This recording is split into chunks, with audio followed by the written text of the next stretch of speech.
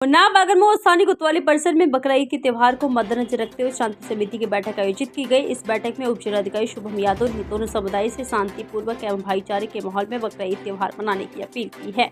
इस बैठक में उप जिलाधिकारी शुभम यादव ने नगर एवं क्षेत्र के जनप्रतिनिधियों नागरिकों से बकरा ईद पर्व को शांतिपूर्वक एवं भाईचारे के माहौल में मनाने की अपील की। उन्होंने हिदायत दी है कि शासन से प्रतिबंधित जानवरों की कुर्बानी कतई न करें। जो मशविरा बैठक में दिया गया उसे नमाज के बाद अन्य लोगों को जानकारी अवश्य दें।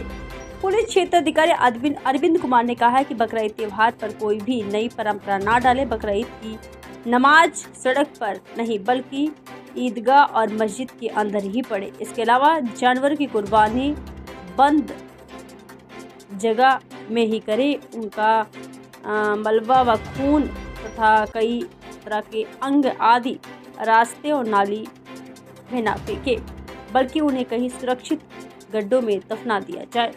त्यौहार पर पूरे दिन आज सामाजिक तथ्यों पर विशेष नजर रखी जाएगी। यदि कोई अफवाह फैले तो उसकी सूचना तुरंत तहसील और पुलिस को दे। उप जिलाधिकारी नगर पालिका, नगर पंचायत तथा ग्राम प्रधानों ने कहा कि अवशेष को ढककर निर्धारित स्थान पर गड्ढे खोदकर नमक डालकर दफना दे। बैठक में कोतवाली प्रभारी निरीक्षक चंद्रकांत सिंह, गंज मुरादाबाद चेयरमैन प्रतिनिधि सहित कई अन्य प्रशासनिक अधिकारी मौके पर मौजूद रहे। आप लोग मैसेंजर हैं, जो हम लोगों में कहा जाता है फिशन की तरह, हम आपको करेंगे, आप प्रोपोगेट करेंगे। आप लोगों को बुलाया है कि हम लोगों का मैसेज जो है आप बाकी लोगों तक पहुंचा सकें। तो जो भी यहाँ पे बात हो रही है, मस्जिदों में जो नमाज हो रही होगी उसके माध्यम से आप लोग शेयर कर लें, बाकी सभी को बता दें, क्योंकि केवल यहाँ पे 25-30 लोगों का जाना ज़रूरी नहीं है। हर एक व्यक्ति की जिम्मेदारी है यहाँ पे कि त्यौहार को सौहार्द वे में मनाया जाए।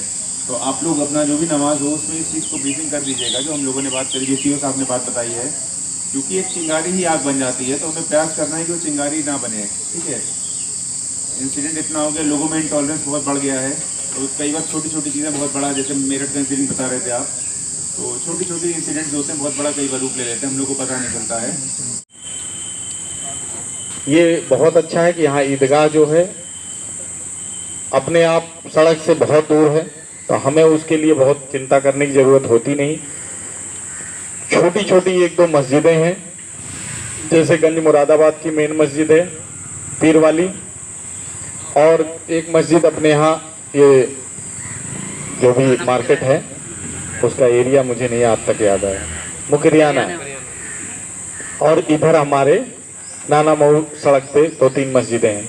इन पे मुझे विशेष सतर्कता रखनी पड़ती है, जिसमें कि लोग आगे पीछे ऐसे न लेट हो के आके सड़क पे बैठ जाएं। शासन की जो गाइडलाइन है उसका हमें अनुपालन करना है। उसके अनुपालन में सीधा हमारी 2 चीज़ें हैं। पहला चीज़, प्रतिबंधित जानवर कहीं भी ना कटें। जो भैंसे बकरे की कुर्बानी जैसे परंपरागत होती आई है वो होती है, वैसे कटान तो मैं रोकता हूँ, क्योंकि अवैध भूचड़खाना नहीं चलता हमारे क्षेत्र में, इसलिए वो रुका रहता है। पर ये परंपरा है, इसमें आपका रीति रिवाज है, इसलिए उसमें हम लोगों की तरफ से कहीं रोक नहीं है। ये माइंड में आपके क्लियर रहे। आप ये मत सोचो कि उस दिन भैंसा काट दोगे तो सीओ साहब उठा ले जाएंगे, नहीं। आप आराम से अपना जो रीति रिवाज की कुर्बानी का प्लेस है उसी जगह पर करिए, नई जगह कहीं मत करिएगा। इसमें सावधानियां यही बरतनी है कि जो कुर्बानी प्रतिबंधित जानवर की होनी नहीं है, पहली चीज।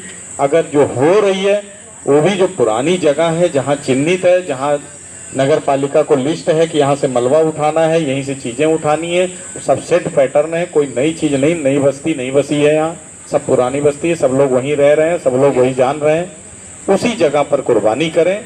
और मलबा विशेष तौर पे आपको सतर्कता इसलिए ध्यान रखना है क्योंकि हम हिंदू मुस्लिम मिश्रित आबादी क्षेत्र में रहते हैं, तो हमें मलबे का विशेष रूप से ध्यान रखना है कि ना उसे चिड़िया कोई उठा के ले जाके कहीं मंदिर पे गिरा दे या किसी घर पे गिरा दे, ना उसे कुत्ता खींच के कहीं ले जा किसी के दरवाजे पे छोड़ आए। और ब्लड है, ब्लड को आप लोग उस समय एकदम स्टोर करिए, कहीं बहाइए मत।